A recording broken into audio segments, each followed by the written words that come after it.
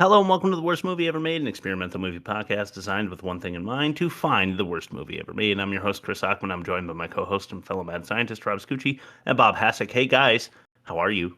And why are we doing this? I'm great. I found some striking similarities between No Holds Barred and Guardians of the Galaxy, which we will cover throughout the run of this episode. Yep. Just teasing the segment, Rob's Magic Marvel Corner. I Cool. will be drawing comparisons that basically they're the same movie. On this list. So, Bob. Well, I don't know if you knew this, but Hulk Hogan was in an Oscar-winning movie's sequel, which was Rocky 3. Yes. Thunderlips. And then yes. And then Yes. that was his movie debut, and then only 7 years later he made this. So it had to be bad, good, so bad it's good. His penis was also on Gawker at some point, I'm pretty sure. So I've heard, but I definitely have never looked at it. I haven't had the displeasure, but I hear it's out there, or it was You think- out there at some point. You think Or it in there. also has like that mullet going on? The Fu Manchu? Yeah, right around the top. Probably. Let's throw it to YouTube. Sure.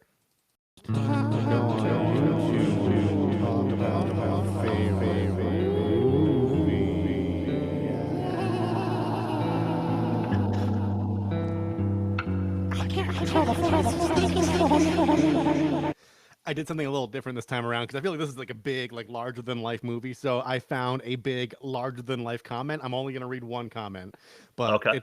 it's beefy, and I'm just saying it right off the rip. I did not write this myself. Okay, I would ask. I probably would. Mhm. This is from Brandon 4 years ago, and it appears to have been edited at some point. I remember it was 1989, late June. My three best friends and I were all 11 to 12 years old, hanging out at the mall on a weekday. Don't recall which day, but summer vacation had just started a couple of weeks before. We got bored in the afternoon and decided to go across the street to see a movie. The only problem was that we couldn't decide on what to see. I remember very clearly that our top choices were Honey, I Shrunk the Kids, Ghostbusters 2, No Holds Barred, or Karate Kid 3. I'm going to stop right there. Because he's talking about No Holds Barred, he should have ended on No Holds Barred, because that would have been structurally sound. Yes. I wanted to see No Holds Barred because I was a big WWF fan back then. We all were. But one wanted to see Karate Kid 3, and the other two kids wanted to see Honey, I Shrunk the Kids. Now, HISTK, which is an acronym for Honey, I Shrunk the Kids, would have been a definite unanimous decision among us, except that two of us already saw it the week before. Anyway, we argued and bickered for about 15 minutes, finally agreeing that two of us would go see the Karate Kid Part 3 while the other two went to see HISTK.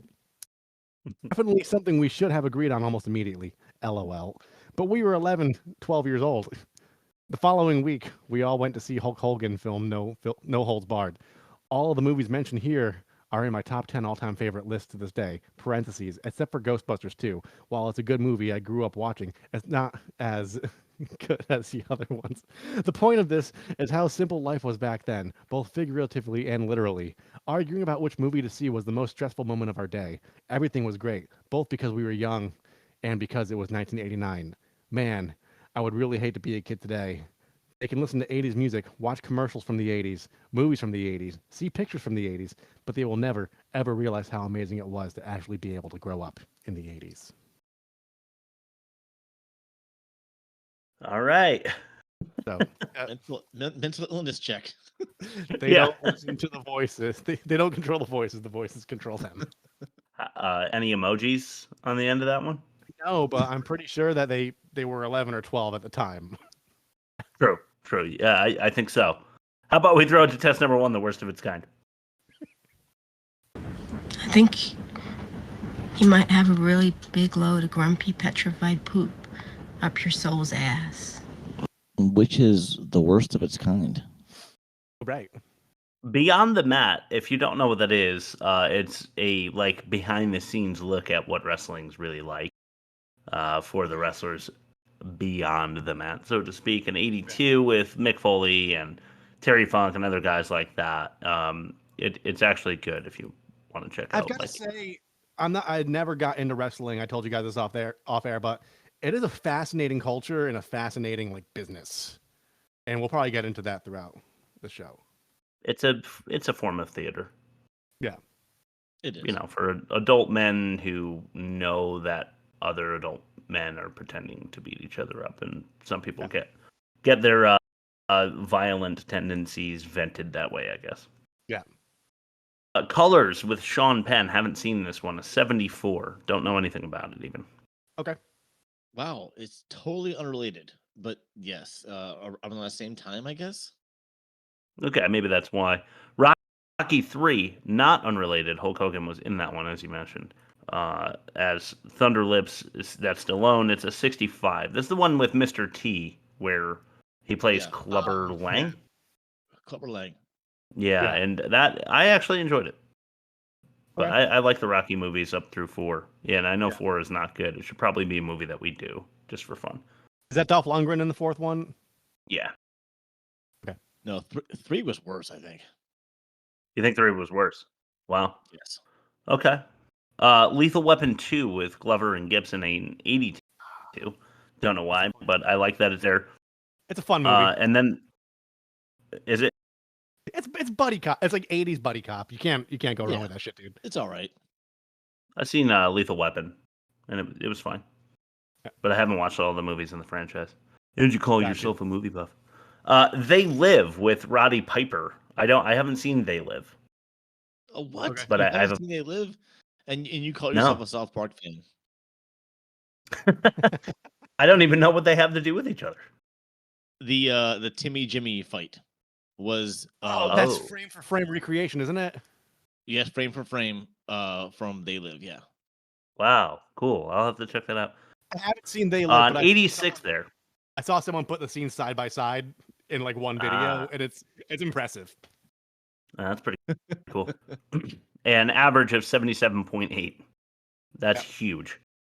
What do you guys think No Holds Barred did? Higher than there's nostalgia tied to this, and there's wrestling tied to this, and I think when you're nostalgic about wrestling, you're gonna see it through rose-colored glasses. I'm gonna say like 47. I'm taking myself out. I saw it on accident. Sorry. Ah. Okay, well, Rob, no. It's a 10. Okay.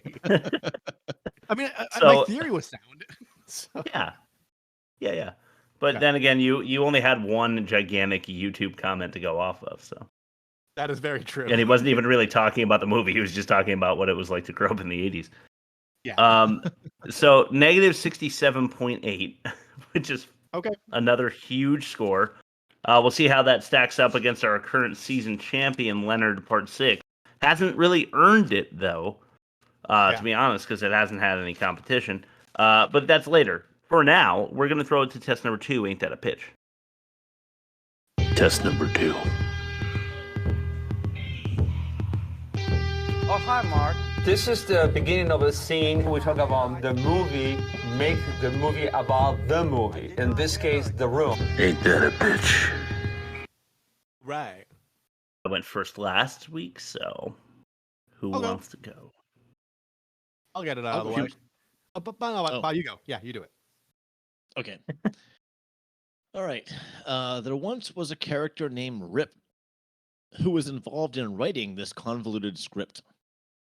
Forced and uncomfortable romance, limo drivers who shit their pants. I wish this was one movie I skipped. All right.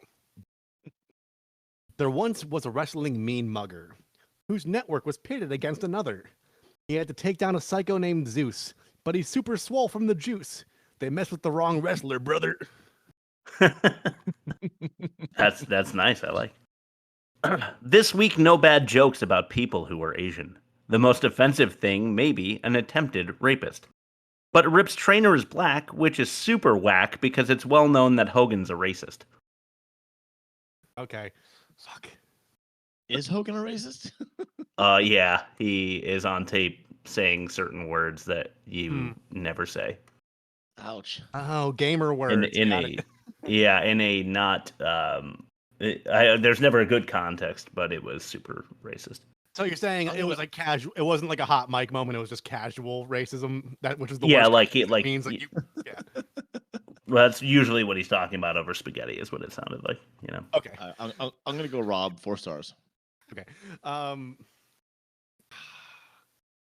gonna go Chris 4 because I liked mine, but you raised a good point about Hulk being racist. That was actually, it was enlightening to me. I learned something new today. Which is why I'm going to Rob give used- me a 5. Oh, Rob used And I'll brother, take though.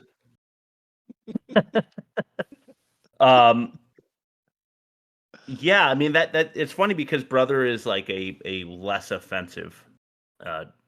Never mind. 4.5 for Chris and a star for that pitch because I gave myself a 5. That's number 3, the most offensive. Hey, do you guys want to talk about all the offensive parts that we witnessed in this movie? In a few minutes, bitch. Love it. All right. All right, you may agree or disagree with some of these, like number 1, the name Rip. Yeah. Oh God, that's horrible. It's offensive. Number 2, garbage gay bar gag. These 3 suited up gentlemen walk into the brawling bar, and the hostess or waitress or whatever is like, "You guys must be looking for the gay bar," and I guess we were supposed to laugh at that. Number 3, felonious fighting ring. This is not a legal. You know, I'm pretty sure that the state would shut them down if they went into the bar and found a fucking rope octagon where there's not, legally sanctioned fighting going on. It's totally illegal, like biker brawling. Yep. Yeah. Number 4, manhandling the hostess by her head. This was Zeus. Zeus walks into the competition and takes the waitress by her face and lifts her up and then like drops her into like a barrel that breaks or something. Yeah. Unprompted, unprovoked. Yeah, she's just like, "Can I get you a seat?" And he's like, "Brrr." Just like... All right, number 5. I'm going to have to explain myself after this one, but the mattress firm fitness foothold and fapping fakery. So here's what happened here. Rip is doing fucking push-ups while his co-worker is sleeping. They only have one bed because they only have one hotel room left. And he decides to use that mattress as a foothold for his push-ups so that he can do like a declined, more difficult push-up. Yeah. But it doubles as a masturbation joke. So when she turns the corner around the sheet that he set up with some rope that he had between them, she sees that he's doing push-ups incredibly quickly, like kind of push-ups. I'm not sure that anyone's doing them that fast, but yeah, it just made it for a really lame masturbation. And then can we also add that, like, I was offended by the establishing shot of his glistening baby old buttocks when he looked over. Yes, definitely. But I mean, like really the most offensive part of that whole gag is that he knows she's sleeping. She's like asleep. And he's rocking the bed back and forth. What a dick. That's like analogous to like plugging in a hot plate and making Jiffy Pop like next to your bedmate. Yeah. Just like, "Oh, don't mind me. I just got to have that Jiffy Pop every night before bed." Number 6, workplace womanizing. So this is probably a commonplace thing in 80s movies, but the attractive woman, professional woman walks into the workplace, but since she's pretty, Hulk Hogan, Rip, and everybody else who works at this network is like ogling her and, raising their eyebrows to one another and nudging each other like, "Wow, look at this girl," Right. You shouldn't do that. Number 7, server size 9 self-burn. Not sure if you remember the waitress at the country diner who is like, "Oh, I knew him really well back when I was a size 9," which I think is supposed to be extra funny because 9 isn't necessarily petite. So, you know what I mean? And she did it to herself. Number 8, this one's kind of serious. Rapey kidnap attempt. Mm-hmm. Oh my God. Yeah, that was horrifying. It really was. I forget the bad guy's name, but he's like, John said to have a little fun, and he like grabs her and tries to like hold her down, and it does seem rapey to me, which is pretty fucked. You don't need to go that far. Yeah. He should just be trying to put her in a car or something, which is still bad. Yeah, but to a lesser degree. Yeah, but then he totally deserves what he gets, which is something we're going to talk about, or maybe even listen to soon. Speaking of listening to, number 9 is our first clip of the day. This one is called Third Strike. Because the difference between me and you, lady, is that I can and you can't. You just can't. When I asked you to seduce him, you just couldn't. Now that you've got the hots for him, you just can't. You just can't do me one lousy favor. I gave your agency more business than they've ever had. And for this, I get a phone call in the middle of the night saying, gee, Mr. Brell, I don't He's really a nice guy. I eat nice guys for breakfast. Not with my help, you don't.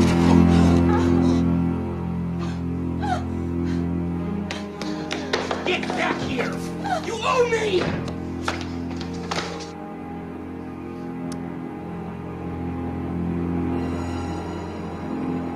The best part about that is when 1980s Andy Samberg like bites his knuckle. 1980s Andy Samberg. Yeah, the two of them, the two like goons for Brell, I guess is his name, the bad guy, are obviously uncomfortable, but decide not to say anything to their boss after what happened there, if you're just listening on the pod, is the bad guy, you might have inferred, slaps Sam across the face. Yeah. Yes. Which is a big no-no. But there are no legal consequences for anything in this movie, so who cares? Number 10, rocking the ring announcer. Zeus goes in. This is right in the beginning of the big fight, and he punches the ring announcer in the face. Right. Why? I don't know. Just to make him even more evil. I mean, they did a lot of that, like scaffolding evil.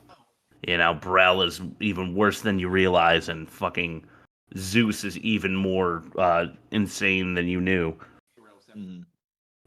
Check this out. Number 11, attempted murder. So rapey kidnap is bad, but attempted murder is worse. Worse, I think. Yeah. I mean, you're ruining someone's life or ending it. Zeus has a pipe, which is like the turnbuckle is the term in the business. And he like rips the turnbuckle metal thing off so that it's jagged, and then he throws it at Hulk Hogan's Rip character as hard as he can, and it goes shooting through the mat, and it would have definitely killed him. Yeah. Oh, right. And then number 12, unintentional suicide. It's like totally over the top, not to mention another one in our archives that you can go all the way back and listen to. Where, Rob? www.theworstmovieevermade.com. Perfect. Nice. But yeah, Brell is like going nuts in his little, high-rise box or whatever where all the equipment is, and he's ripping it apart, and then he gets electrified or electrocuted to death because he accidentally backs into it. And it's another one of these, like, why does the movie need such extremes? It's fucking crazy. Yeah, the fact that they had a death at all was just shocking to me. It really was. And to him, too.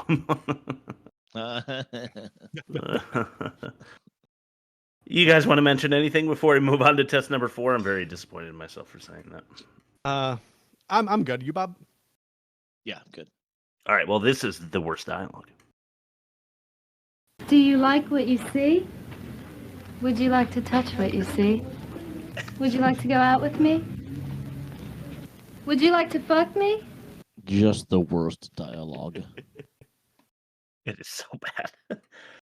Okay, this is our first clip for the worst dialogue. We have 5 of them. We go in reverse order. So, starting with number 5. Stay away.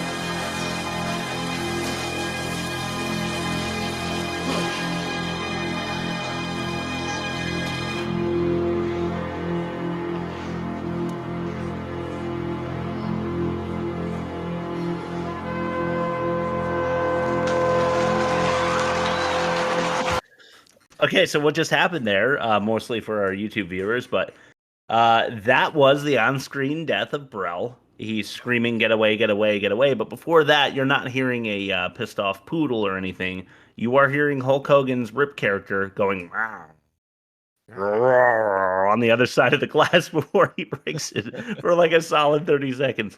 Which I don't know what it is about fighting movies and the sounds that men make in them, but it's always funny to me. I think that's a 80s, maybe early 90s thing, mostly. But boy, it's really funny. And there was another thing said there that you might have caught, and I think I put it in the catch-all, but I'll get it away. Yeah, I totally did.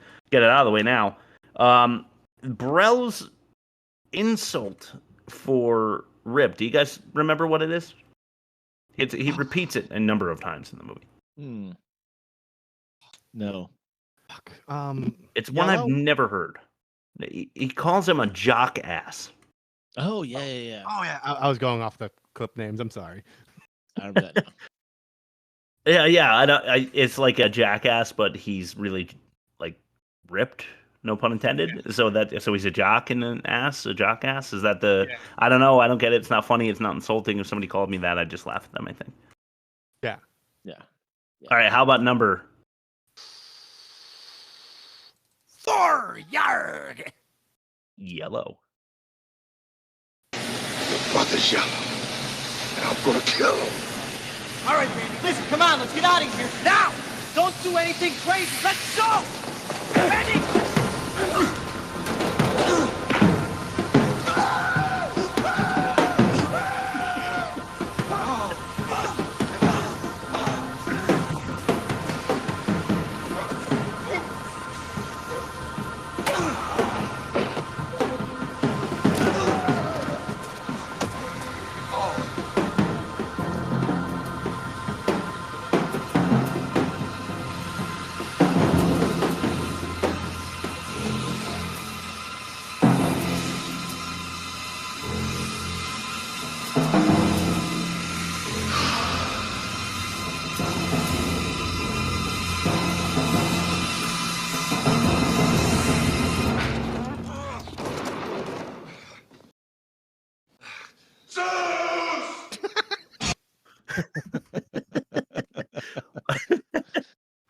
So that, if you could believe it, was a fight sequence right in the beginning. These are just really funny for YouTube, basically. Right in the beginning, you can hear Zeus grabbing a hold of Randy's brother, and an extremely high pitched, awkward scream from a man of his size, his stature. It's really funny. So check out the YouTube.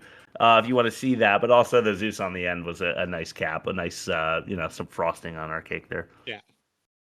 All right, so here's some real dialogue to pick apart. This one is number 3. Slime. My God, I can't believe Brill's serious. These are the stupidest, crudest, most subhuman beings I have ever encountered. And those waitresses, they ought to be in body bags, not wet t-shirts. Would these idiots even know the difference? Great color, Brill says. Yeah, if you like slime green. How about pus yellow? What the hell was that? Oh, God.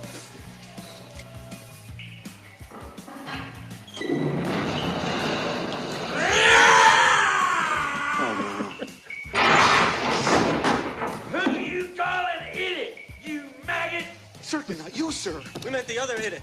I mean, the gentleman. No, don't, please. Wow.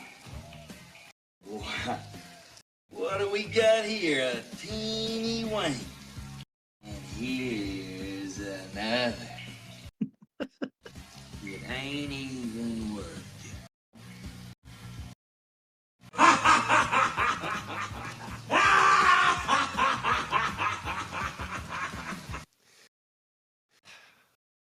So, so what happens there is, bro, that didn't need to exist. No. Yeah. You can. Yeah. Uh-oh. Hang tight for a minute. I think Chris got booted off the podcast. Yeah, okay, so there's something I was going to play the show out with. So while we're waiting for him, I'm just gonna throw it on now, just as a little teaser, okay? Okay.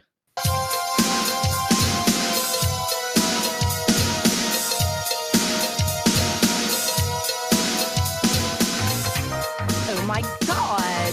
Check out the pump, brother. Wanna knock? What's up, dude? I was born, I was bred, I was southern fed.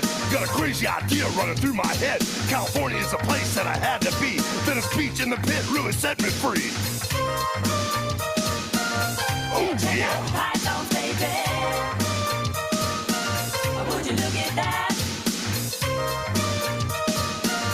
And check out the pythons, baby. The hostess back. I was hanging, I was banging, I was turning it on. Everybody on the beach knew it wouldn't be long. I took the belt, it was theirs, I don't really care. In the hands of the maniacs, we can all share. I'm leaving that in. I have no idea what just happened. My computer just like turned Discord off and then popped it back on for like a half a second. My screen went black and then came back and then went black. So I have no idea what's happening. I apologize. It's a relatively new computer. I restarted it. I restarted my modem. I try to do everything I can to prevent this kind of shit from happening so we look halfway professional, especially because I do a lot of talking. There's a moral to the story, and it's just there's no benefit to preparing ever. Because I do the same. It's so true. I'll start Discord before I put my kids down, and then I'll come back out and we're ready to go, and my computer will completely lock up and just like light on fire for no reason, despite my preparation. But anywho, while you were gone, I played a brief snippet from Hulk Hogan in the wrestling boot band "Hulkster is Back," which I'll also be playing out the show with. So we could pick up where we left off, and I might just leave that in because it's kind of funny. Okay, excellent. Okay, so those were the two goons for the bad guy making fun of the bar that they're in. Unbeknownst to them, there is a large man in the stall who they encountered earlier. He comes over, takes a look at their wieners, and decides they're not worth beating up because they have it bad enough with small wieners like that or whatever. But to nitpick, this is not the worst of it, but when you're insulting someone and you're calling them dumb and you call them the stupidest, it's a little rough because you know what I mean? Yeah. Yeah. You're the most stupid. Yes. You are the most stupid person I've ever is the correct way to say that. But. Yeah. Or one version of it.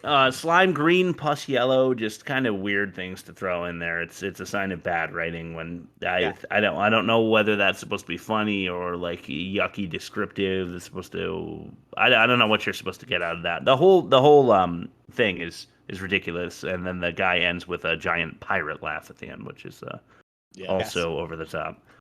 Mm-hmm. Let's keep it moving with number. Now, I want to tell you, these last two are really something, and I hope the audio comes through nice and clear for this because he's riding a motorcycle in Harley.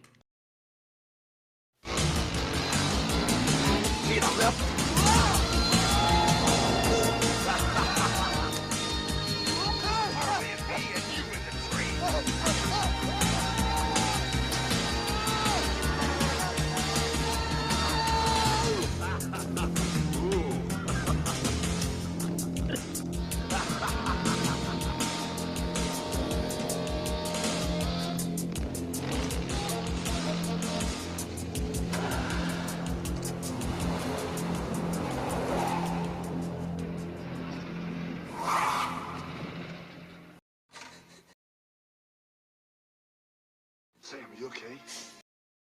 Sam, you okay? I hate it when you're hurt. I hate it when you're scared.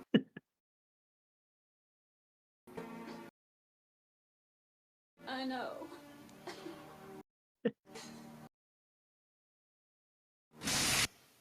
Yes. Just getting you guys prepared for the bad acting to come with the end there. Hulk Hogan cannot act. Attempted rape scene?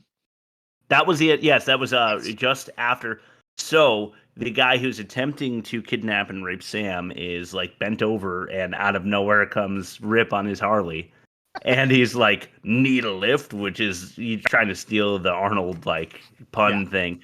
Then he goes, "Harley and me and you and a tree." And he like drives the guy into a tree. And I don't know what they were thinking with that little nursery rhyme they came up with, but it was ridiculous. Not as ridiculous, however, as our number 1, Daddy. This week after the drum roll. You know what? Fuck it. To be honest, this is the whole reason we did this movie. This moment right here. This is Smell.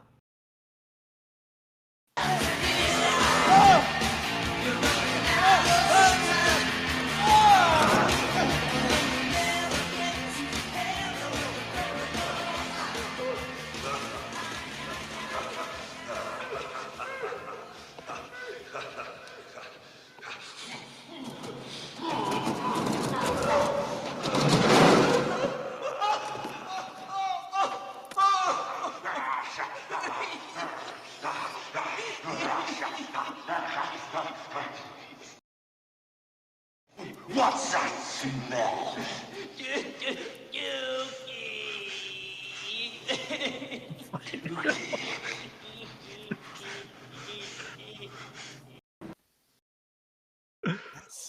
What in the fuck were they thinking?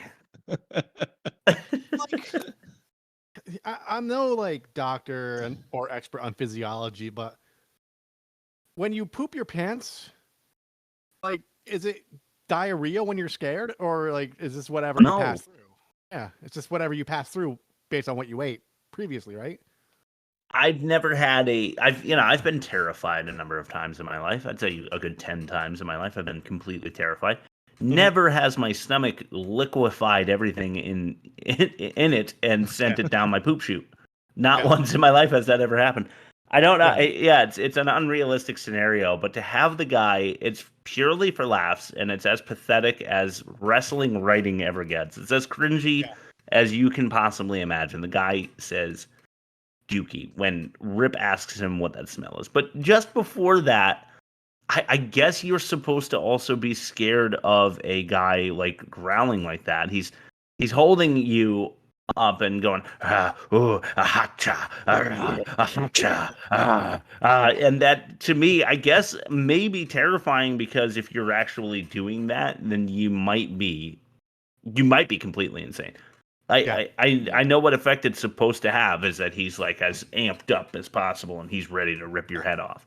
But it just in my house, it plays for laughs, and Dookie does not. It's a total role reversal, not what they meant for. But the first time I saw that, I logged it away and I said, when I have a podcast where I'm making fun of bad movies in 15 years, I am going to fucking this is going to make it onto the pod. Of course, it's like season 10, 11, 12, or whatever the fuck season we're in now, so it wasn't at the forefront of my mind. But we really boned ourselves doing like the 9-episode run and then like having a couple one-offs, because like you can't just like quickly. They really should be 9 episodes, with the 10th being the good movie episode. Yeah, we really screwed the pooch on that one, but I think we're in season 12. All right, well, let's keep moving along, because actually, after bad credit names, I have a segment that you guys don't even know about, so no bumper for that. So let's jump into Rob's ad read. Keep it moving. Hi, kids. It's me, Ronald McDonald, and I'm on the set of my very first motion picture ever. It's a movie called Mac and Me, and it stars my little friend from outer space here. His name is Mac, and I want to introduce you to him. Mac? Rob's ad read. Today's episode of The Worst Movie Ever Made is brought to you by WWF brand breakaway tables that are meant for stunts that you could also have sex on. Can you think of a better way to end your day other than throwing your enemy or lover through a table before going to Pound Town? WWF brand breakaway tables that are meant for stunts that you could also have sex on come in 3 sizes: small, medium, and brother. Act now and order within the next 30 minutes, and we'll throw in an entire case of Dom's nitrous-infused Astroglide, because you can't spell family without brother. Oh, the Astroglide. I remember that. Yeah. Nice. That was awesome. Also, that joke was also similarly structured, where they had 3 flavors. Ah, that's right. That's right. Okay. Well, great. I'm glad they're on board, and I'm. Never mind. My parents listen to this. Test number 5: the worst production. The worst movie ever made presents the worst production. You can't even draw stick figures. Your cartoons aren't even funny enough to be on the Family Channel. You stink.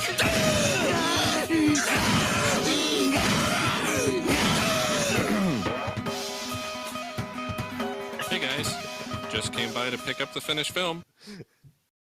Wacky Deli, yeah. Wacky I finally get it. But do I get it? No, I don't get it. Yeah. Well, no one really does. All right, last week's worst production, which is it's related, was bad writing. Yes. And this week it is rewritten by pro wrestlers. That is my the tagline. So this is kind of a fact or no fact issue. When the first draft of the script was turned into the producers, which, by the way, were Hulk Hogan and Vince McMahon. I don't know if you guys know Vince McMahon. Yeah.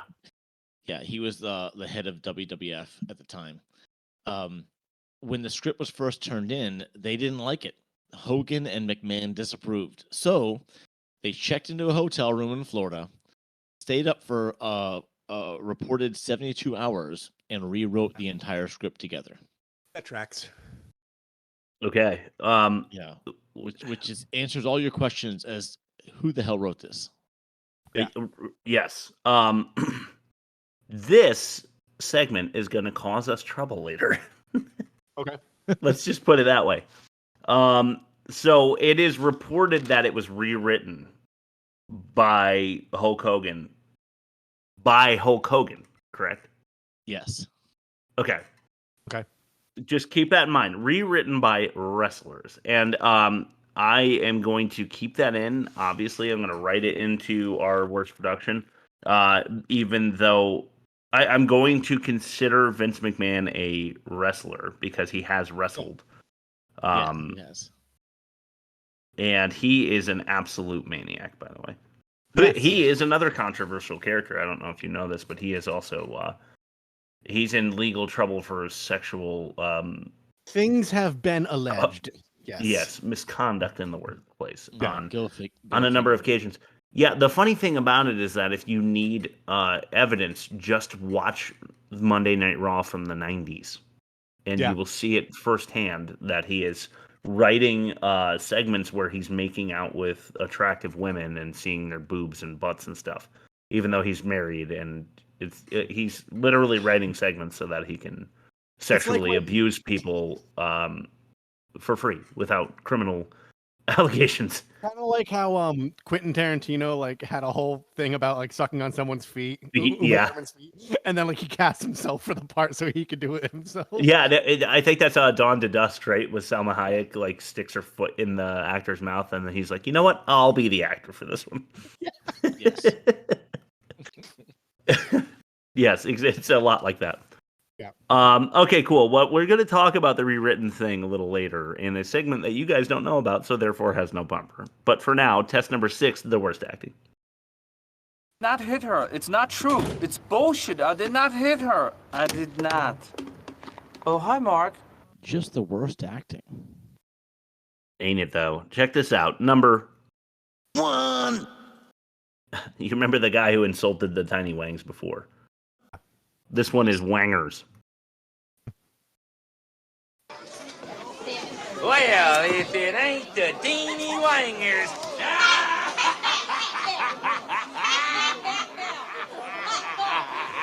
Teeny Wanger. 3, 2. Good evening, ladies and gentlemen. Welcome to the most exciting new spectacle in the history of televised sports. The World Television Network brings you live the Battle of the Tough Guys. The Battle of the Tough Guys.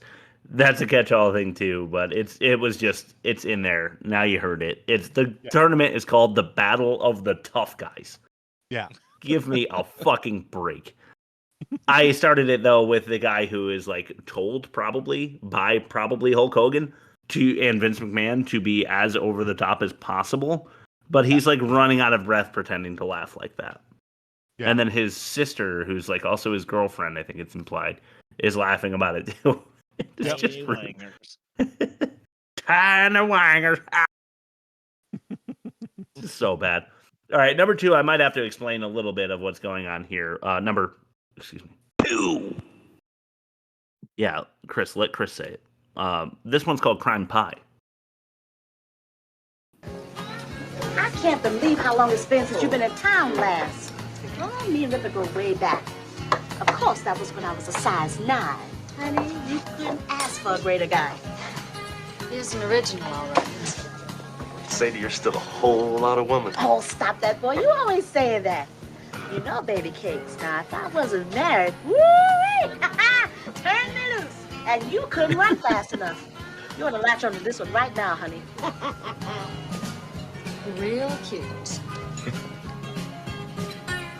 Out of my way! All right, everybody, put your valuables on the table now. Stupid move, or I'll blow your head off. Please, just take money and get out. Just don't hurt anybody. Shut up, lady. Just give me the money. My mouth hit the floor. Everybody hit the floor.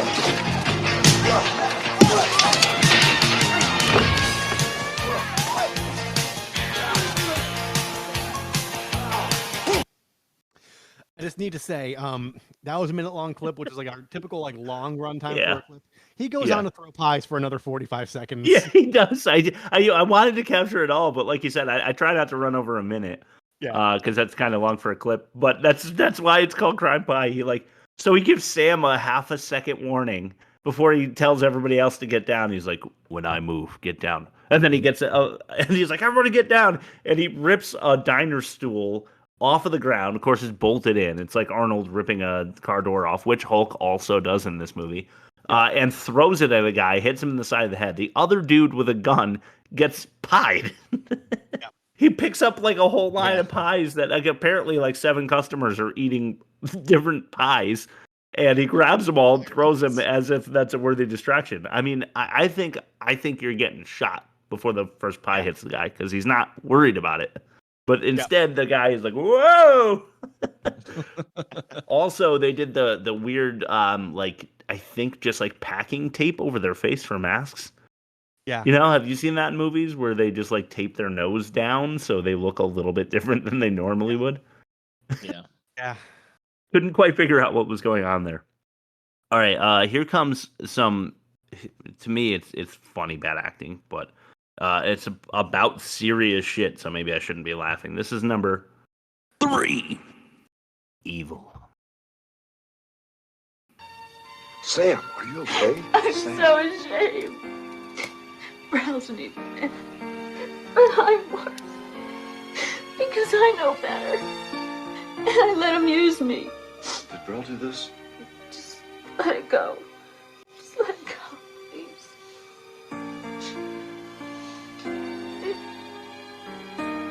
I just want you to forgive me.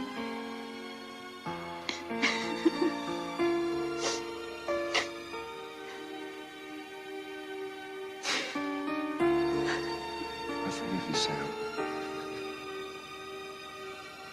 What would you do if we started singing here? He's gonna sing what do for breaking the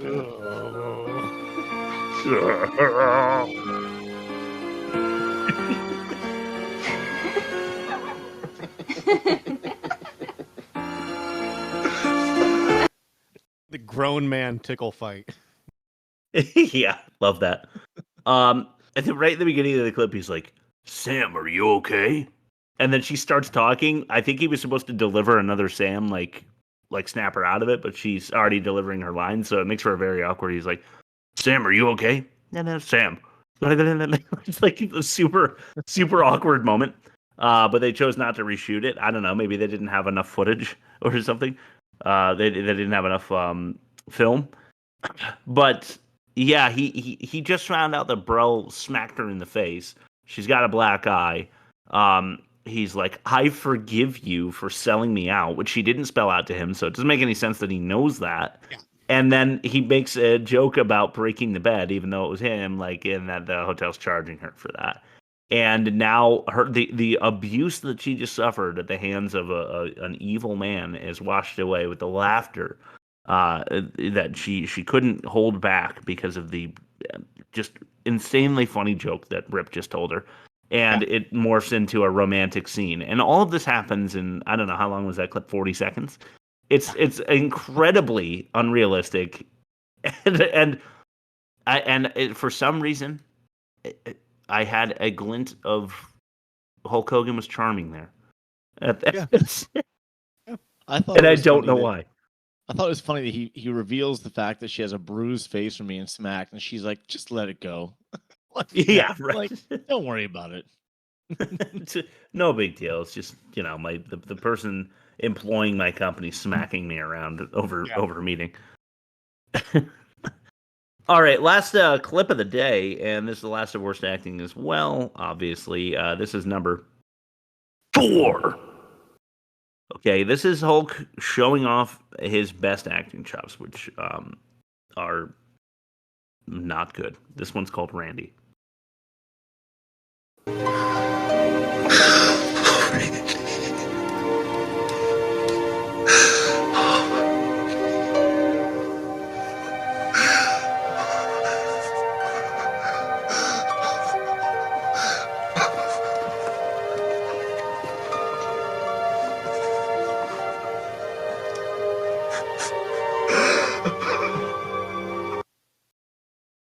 Watch the YouTube for that one. His face he looks pissed almost.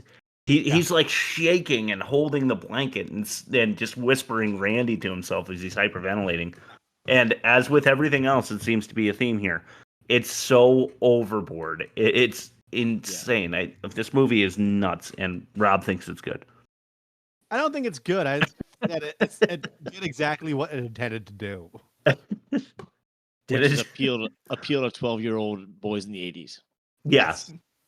They wanted to make and succeeded in making Dookie.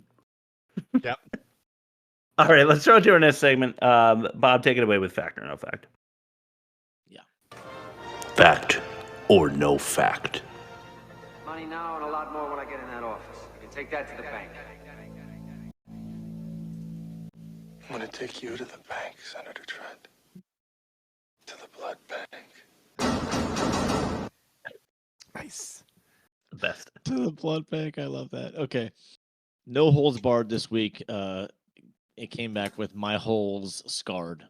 Okay. Okay. Your holes, I hope. Yeah. Yeah, my holes. Once again, we are looking at 5 things I'm going to tell you, and only one of them is a lie. And last week, Chris won. I did. I remember that. So far this season, Bob won loss. Anyway. Yeah, true. Rob, we're winning. Yeah. That's right. You're winning. Okay, so here we go. First thing. This movie debuted at number 2 in the box office behind Indiana Jones and the Last Crusade. Okay, second one. During the filming, Hulk Hogan accidentally broke Zeus's nose. Okay, third one. When Rip goes to break the control room glass, the glass actually shatters before he even hits it with a chair. Fourth one. The little person in the cage, if you remember that scene, is a young Peter Dinklage. And last one, Zeus was never a pro wrestler until after this movie came out. So one's a lie. One's a lie. I mean, I want to go with the obvious one that it debuted at number 2 in the box office behind Indiana Jones. But for some reason, I feel like that might be true because certain things are just like too stupid to make up. But I want to say that's the lie. He accidentally broke Zeus's nose. That's plausible. Happens all the time. Glass shattered before he hit it. Plausible. That happens all the time. Little person in cage is young Peter Dinklage. When I was watching it, I didn't like sit up and pause and go, wait a minute, is that a young Peter Dinklage?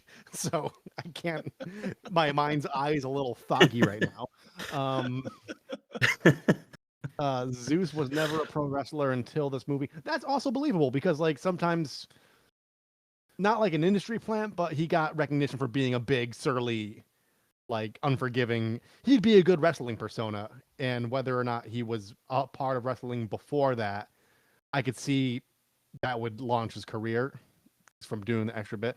But also, I don't know enough about wrestling lore to know whether or not that's true, or if he was a wrestler beforehand. So I'm torn between 1 and 5 being lie. I'm gonna go with my gut and say it was not number 2 behind Indiana Jones. Well, I'm saying that with guarded confidence because it could be a very far second, you know? Yeah. And if you're talking about just like opening weekend, it could have gotten a pop, the reviews got out, and then people were like, nah, that's not it. But I'm gonna go with number 1. Debuted at number 2 is a lie. Okay. I like that you picked that because I was between that and one other. I believe that he could have broken Zeus's nose. I don't know. I believe that the glass breaks before the chair hits it. I just think that's true. Zeus was not a wrestler, I don't believe. His name is Lester Tiny Holt or something like that, and he's Tiny is his nickname, and he did wrestle afterwards in the most convoluted, because I do know some wrestling lore, the most convoluted setup where Hulk Hogan wrestles Zeus from No Holds Barred, who shows up at like a pay-per-view to get revenge for losing to Rip, who is Hulk Hogan, but he's wrestling Hulk Hogan, not Rip, in the WWF. So it made absolutely no sense, and I know that's true, but I don't think Zeus was a wrestler before that. So I think the lie, if not number 1, is number 4. I don't believe that was a young Dinklage. Okay, so I'll just go in order and say that, Rob, I'm sorry you're wrong. The movie did debut at number 2, and I think your logic was exactly right. That's insane. It came out at number 2, and then reviews hit, and it was like, oh, this really sucks. And it actually never made its money back. Okay. Because of the money they had, to put to distribute it, it never actually turned a profit. Okay. I'm not that surprised. So bad news for Vince McMahon on that one. Yeah, he did break Zeus's nose accidentally during one of the shows. And it's interesting you use the control room glass scene as one of your clips because it was the glass did shatter before the chair even hits it. And it is lore that Peter Dinklage was the little person, but he was absolutely not the little person. So Chris won. Right. Yes, 2 for fucking 2, baby. Sweet for season 11 or 12 or. Oh my god, I am riding such a high right now. You don't understand. And I had the advantage because Rob picked the other one that I liked, and then I knew number 5 was true that he wasn't a wrestler. So I had only 3 to choose from, but still 2 for 2. God damn, Rob. Woo. Yeah. Woo. Man, woo. I'm writing that down. I don't even write it unless I win, but I'm going to write down Chris wins again. Yep. Again, and fact and no fact. You're just going to have to wait for me. It's like a Jeopardy champion, just like, Yeah. Thank you. Yeah, I would compare myself to that at this point. Just so we know, no one likes Ken Jennings, so that's where you're at. That's true that no one does. But you know what? He's filthy rich. And a part-time host of Jeopardy now. Yeah. So when you guys are excited that we're filthy rich, thanks to all of my winning on this podcast, you'll be thanking me then. You may not like me for it. Yeah. How about the catch-all? Time to have a little bit of fun with the catch-all.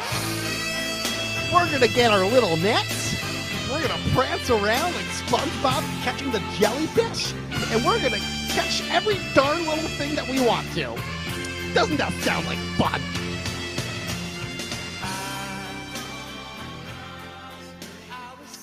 Yeah. All right, so how we were just talking about how Zeus is not a wrestler, right? It's funny because the universe is so fucked up. It's WWF with Jesse Ventura and Gene Okerlund to start. Those are actual personas in WWF. Yeah. But it's Rip and not Hulk Hogan. Why not just be Hulk Hogan? There had to have been some sort of contractual reason where like you can't use that name with this studio or something, so that was probably their workaround. Whereas like you could be under the banner of Rip as Hulk Hogan, but I mean like that's typically how but it not works. the Right? other way around. Yeah. Probably something like that, but Just the worst makes name ever, though. Rip. Ugh, God, Yep. it's awful. And everything that he does is Hulk Hogan shtick. He didn't come up with a new. The only thing he does that isn't Hulk Hogan's is like the little hand gesture, like when he's leaving the office after he beats up guys or whatever. He's like, yeah, Rip. And like when he's done beating up the guys in the diner, he's like, yeah, Rip. Like does the hand motion. Literally, his like wrestling moves though are Hulk Hogan's wrestling moves, and he even does the hulking up thing he's famous for, where he's like, no. Yeah, even though you're punching me, I don't feel it now because I'm hulking up. Which has always been cheesy anyway. And when they say Rip, I'm always waiting for a last name. It's uncomfortable. Yeah. The announcer's like, and welcome to the stage, your wrestling champion for WWF Heavyweight Champion of the World, Rip. Like Rip Kicker or something, you know? Like yeah. Rip Kicker or Rip Kicker, yeah. Love it. Yeah. Rip makes the car swerve by punching and kicking it so hard from the inside. Yeah. Is that I don't think that's physically possible. You know, I looked up his stats. He at the prime of his bulking, he was over 300 pounds. Yeah, but like he's moving forward with the car. You know, like I'm just thinking as a matter of physics, I don't think it's possible to like back in the day, cars were actually made out of steel back in the day, not fiberglass, so they were heavier. Right. Yeah. Even lesser of a thing. But like he's moving forward with the car, he'd have to be moving sideways, which he isn't, and he's My point is that like forward velocity is just outweighing so the kick by so much. Yeah. It's just laughable. The CEO arranges an ambush in 5 minutes time. All his goons get together and fucking get to that factory instantly.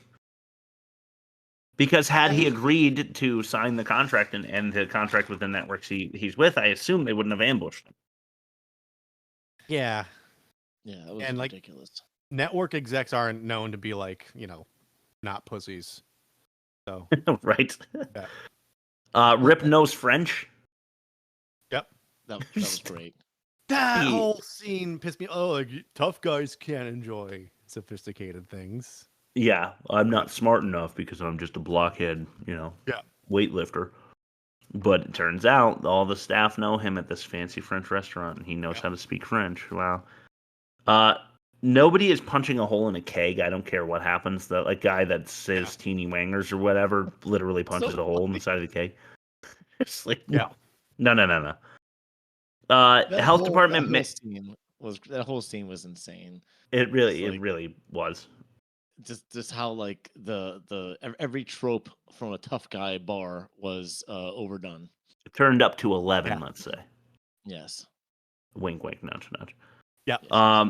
Health department may have an issue with that bathroom, I think. Yeah. I gotta say though, I've only been to 2 restrooms that had troughs. Yeah. They were both in the UK. It's a very, very practical way to go about your business.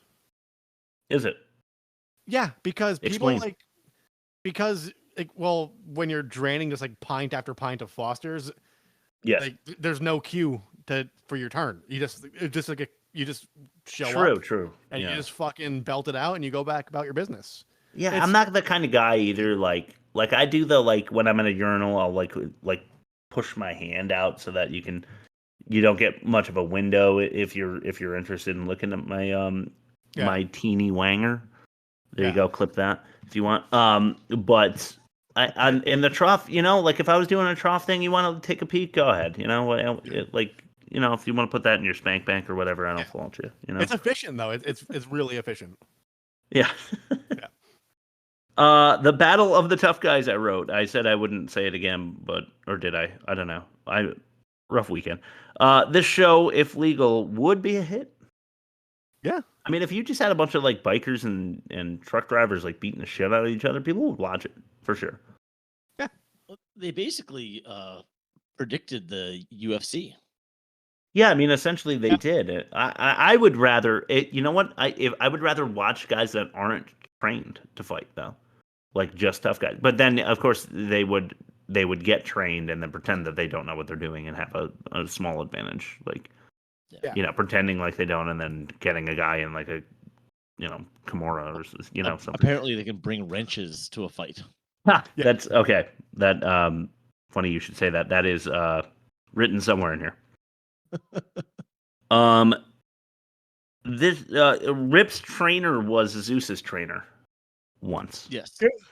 Of course. Zeus literally scalps a guy. Maybe I should have put that in the most offensive. Yeah. He just grabs the dude's hair and just rips some of his head off. Yeah. And I loved the term industrial arena. Yeah. What the fuck are they talking about? It's a steel mill or like just like a a fulfillment center or something. Yeah. I did. Okay, here it is. Large wrenches are permitted. Yeah. I also wrote, and I kind of hinted at this already, but the highest rate of guttural grunts, growls, and fight yelling in any movie yet, including JCVD movies. Yeah. That can't be true compared to your. No way. Oh, true. Ooh, yeah. Well, you know what? Now we're gonna just have to watch them both again. Let's not do that. Grunt for grunt.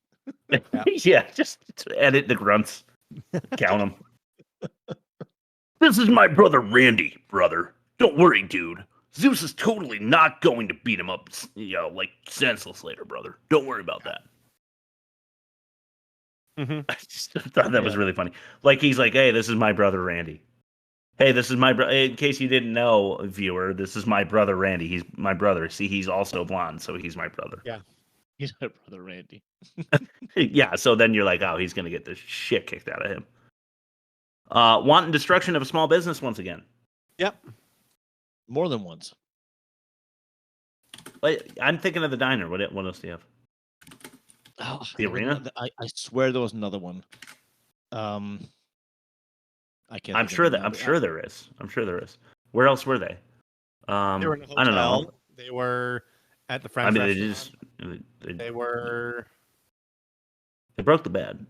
Yeah. Maybe it's just maybe that's what it is. It's the hotel. Yeah, maybe just because of his sheer mass and the fact that he decided to jump as high as he could before he landed on the bed. Yep. Yeah. Is Zeus funnier than he is scary? Yeah, it's the lazy eye. Yeah, I mean that's rough, but also like the high pitched screaming that you heard earlier. Yeah, like when he grabs onto Randy, he's like, I can't. If I do it, my mic will drown it out, so it's not worth trying. But the haunted house setup for at like Zeus's gym by Brel, the CEO, actually made Rip look ridiculous. It made him look like a total idiot. Yeah. And I just don't feel like you're supposed to do that in movies like this, where he's supposed to be super smart and super like tough. Yeah. But he's like running around trying to find Zeus and just getting mad and like punching stuff and like throwing things, and they're in the CEO's like, the local network high rise watching him do this and just laughing at him. He pulls the canvas off the ring as if Zeus was like laying under it. Like there wouldn't be a massive bulge just in the the floor. Oh, that's probably what I'm thinking of. Is the destroying the gym? Yeah, destroying the gym. Yeah. Probably so. And he totally does. So, that said about Zeus being funny, I want to know if you thought too, because I this is a point where I'm going to give the movie credit. Zeus walking in slow-mo out of the helicopter with the blade like slowly chopping over his head. I thought it was kind of cool. I thought he looked kind of badass. Yeah, it was like that standard lineup, and everybody behind him is just a goof. But he like at that moment, I was like, man, he does look like a fucking scary dude. Yeah, I just thought it was a nice cinematic shot with the slow-mo blade behind him. I thought it was funny that he like pretty much destroys and breaks everything that he comes in contact with, but he had to like be gentle with the helicopter door when he gets in the helicopter. Yeah, well, he's smarter than he looks then, I guess. We're back at the... He was told by the producers during like, we only get one day with this helicopter, and yeah, definitely. Yeah, don't fuck it up. So we're back at the industrial arena, and Zeus is fighting Rebar. I know that because someone and the audience is like, "Get him, rebar." Which, if you don't know, is like a construction metal piping thing. It's kind of like a pipe cleaner looking bar that they use to reinforce concrete. Yeah. I believe.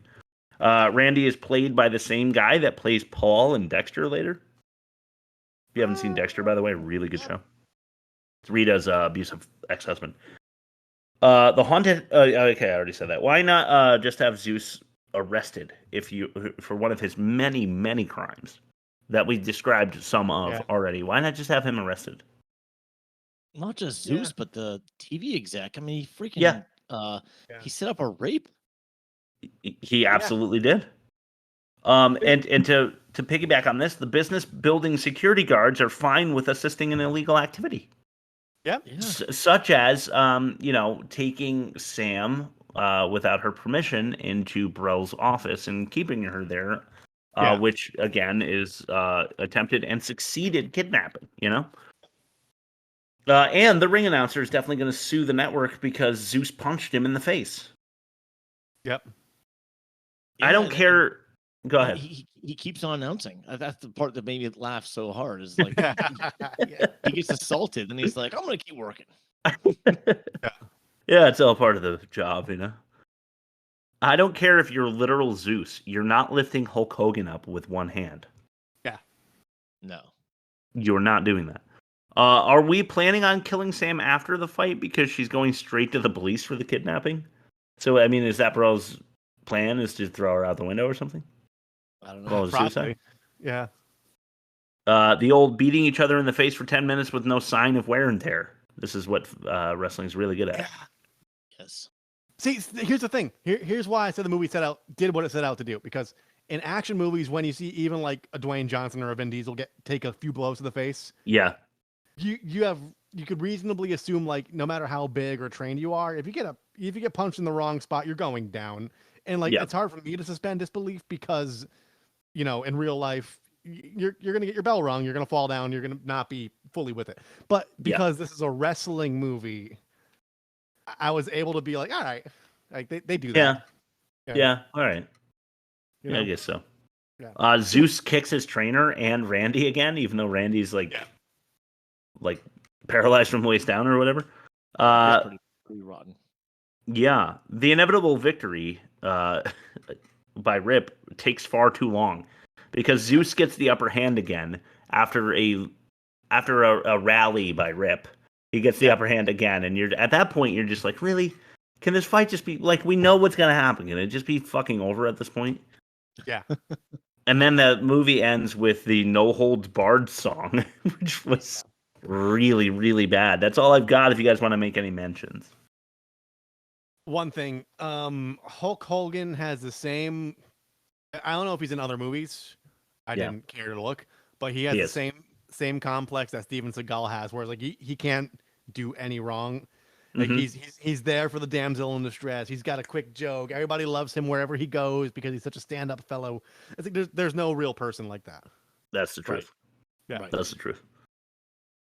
Rob, let's throw it to your Magic Marvel corner. We've got a bunch left to do. Sure. Spider-Man does whatever a spider can. Spins a web any size, catches thieves just like flies. Look out!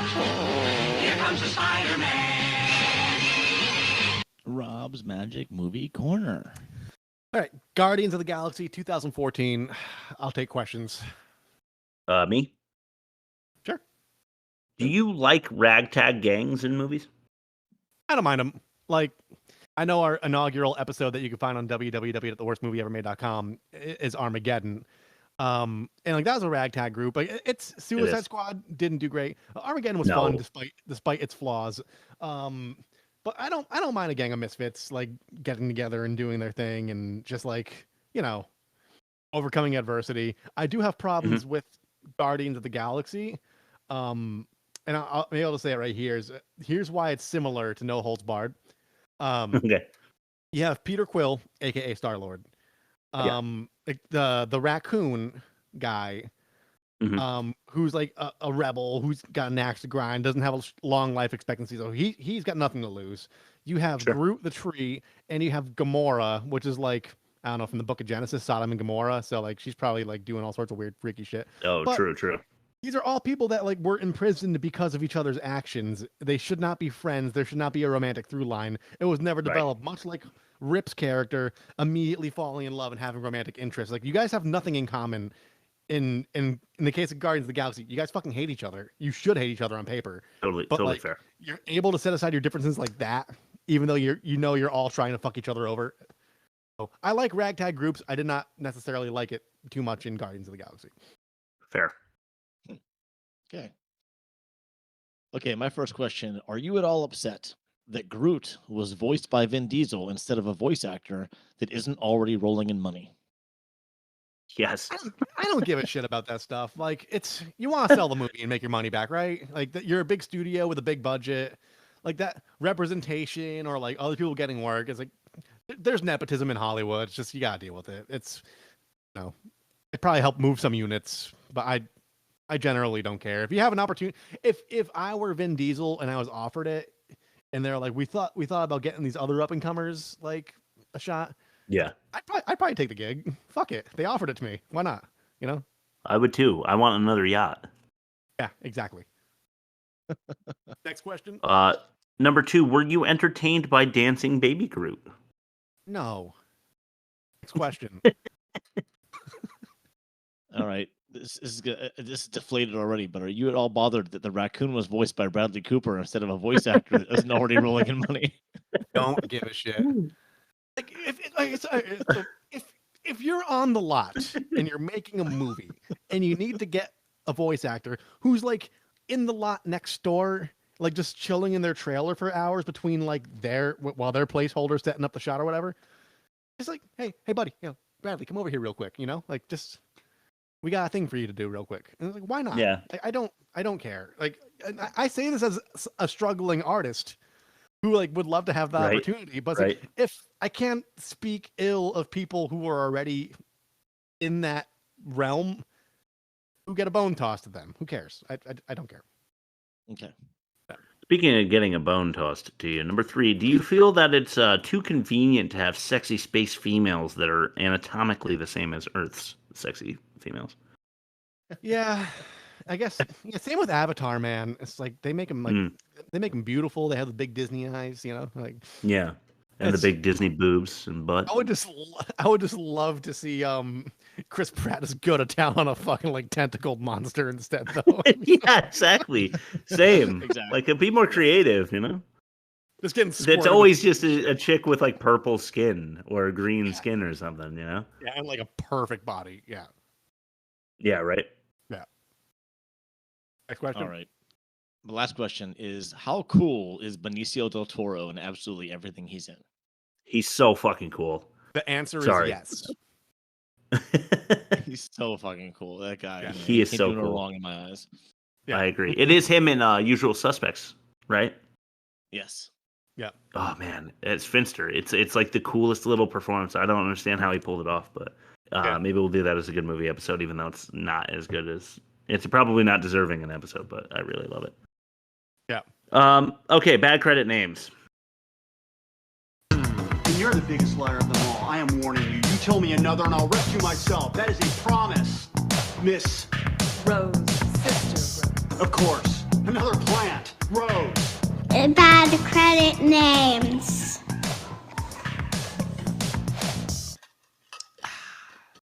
All right, we've got 6 here. Well, not really. Actually, it's like 5, but one of them is anyway. Joss Leduc.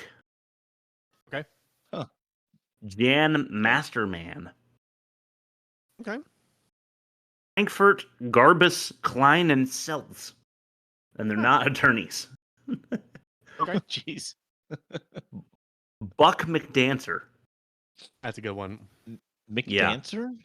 Yeah. McDancer. Buck McDancer. And that's not number 1? No. Well, I went back to being very childish. Dick Klinger. Yeah, that's a definite number 1. I agree. Like the like the Fu Manchu that we were describing before. Yes. Yeah. Okay, here's the segment that I did not tell you guys about. This is Hulk Hogan's obvious lies that I've heard of over the years. And it's funny. There's 5 of these, and I'm just going to read them quick because we're running late. It's funny that you brought that up, Bob. And here's the thing: Hogan claims to have rewrote No Holds Barred as well as Suburban Commando and maybe not Suburban Commando. Santa with Muscles was the other one. Okay. And he was not given any writing credit in either of the movies. He says because the Writers Guild wouldn't allow it for whatever reason. They stole his credit. Yeah. Number 2, Hulk Hogan claimed that Metallica asked him to be their bassist.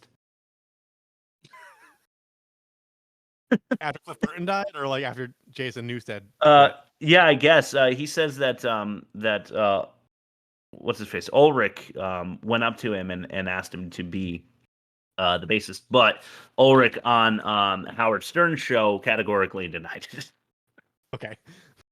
Number 3, he claims that he wrestled for 400 days in a year because of his travels between Japan and the U.S. So the time zone difference made it possible to do 400 days in 1 year. That's he's so number 4. Elvis was apparently a big Hogan fan, but Elvis had died before Hogan started wrestling. Okay. And number 5, Hogan claims that he was scouted by the Yankees and the Cincinnati Reds, but wasn't signed due to a baseball injury. So that's to give you a little bit of insight into who Hulk Hogan is as a person. He's a racist and he's a liar and he's all sorts of things. And it apparently is a teeny wanger, according to Gawker. Yeah. And a time traveler. Okay, let's compare the movies. All right. Now it's time for the moment you've all been waiting for. It's time to compare the movies.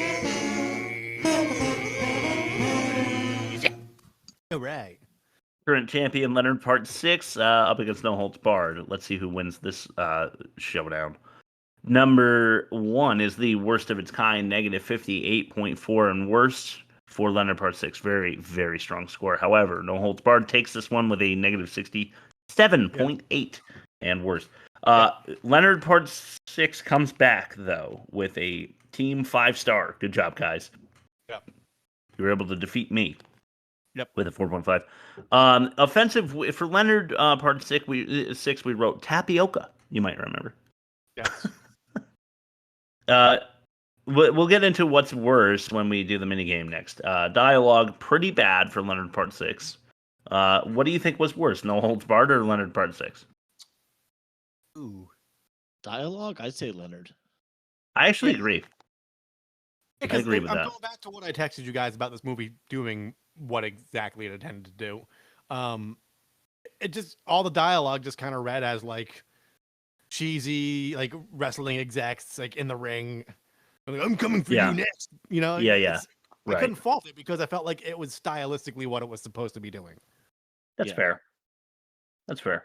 Production, bad writing versus rewritten by wrestlers. Oh man, I don't know.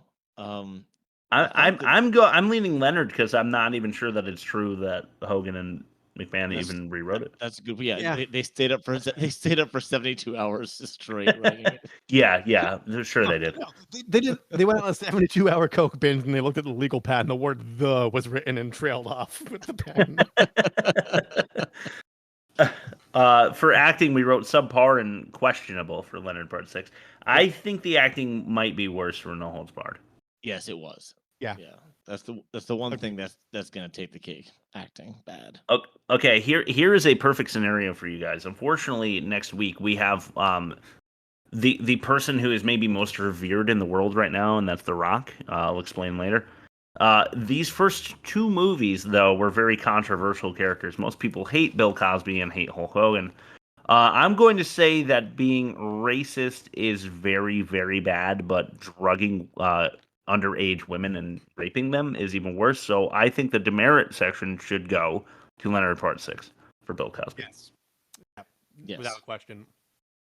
Okay, so we have a 4-3. wait, no. We have a 4-2. Okay, so we're gonna play the offensive minigame anyway. How's that? Yeah. Good. I'm gonna kill you now, or I can relieve you of this gift. This black gift. The not so mini offensive minigame. Right. Gay bar gag. Yep. Or if you remember from Leonard Part 6, the Tiananmen tear. Tiananmen tear. Okay, I was going gay bar gag, but okay. Chris, tie break. Yeah. Jeez, I don't know. They're both real bad. I guess if one was worthy of clipping, it's worse. So we'll go Tiananmen tear. Okay. Attempted murder, or Bill brushing babes with birch. And I do mean babes. I'm gonna go with brushing the babes. Yeah, I guess so. Even though I want to go to the bonus round, go for it. Because attempted murder is like, I don't know. Felt like that was like at least kind of accurate to what the characters were doing. Whereas like you didn't need to have like he could have been separated from his wife because he was working too hard as an agent. They had to throw in that joke, even though like I feel like in the industry people knew what Cosby was up to, and this didn't say anything about it. But they had to have it in there anyways because like almost like smelling your own farts, like going back to the scene of your own crime. Like I gotta let people know, like you want the want to get caughtness of it, kind of pushes it over the top for me. Sure. Do you guys want to go to the minigame or the bonus round anyway? Yeah. Heck yeah. All right. So we'll start with we'll start with no holds barred then. Fapping fakery, or ostrich osteoporosis. I'm going to fapping fakery. Fapping. Okay. Well, it looks like it doesn't matter. Leonard takes the offensive minigame as well with its tapioca. And it's a 5-2 victory, which feels right that Leonard Part 6 is worse than No Holds Barred, although it was awful. Next week, as I alluded to, we are watching The Rock in Doom. Rob's pick made it. You've been crushing it lately, Rob. Yeah. Okay, so look forward to that. Thank you so much for listening. We love you guys. Rob, plug us and send us over to Bob for his last word, would you? Okay. So www.theworstmovieevermade.com. You can find us streaming. You can find us on YouTube. You can find us on Instagram. You can find us on TikTok. Bob likes to upload trailers. Chris uploads polls. There's little goodies in our stories every once in a while. You could email us too. You just click the little envelope on the Linktree page and then shoot us an email because we know you're there. We know you're listening. And we would like to listen to your input and insight, and we would love to throw your movies on the poll and vote amongst those. We would, and remember to gently caress the subscribe button on YouTube. Hit the bell in the corner. Bob. Dookie. All right, and I'm gonna fade this out in post, but we are gonna play the show out with Hulk Hogan and the Wrestling Boot Band. This song's called Hulkster's Back.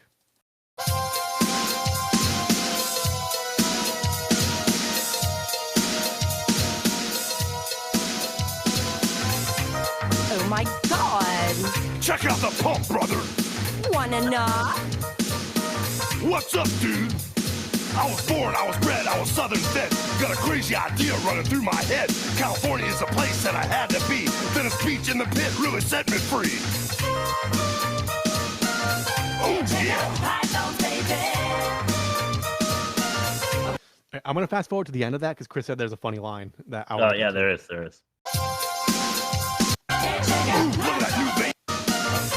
Dragon prayers and vitamins. Ooh, look at that new vein in my tricep.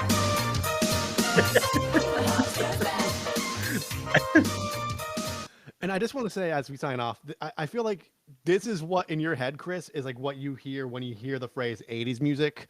Yeah. And you're right to think that, but there is so much good stuff that comes from the 80s, and this is not it.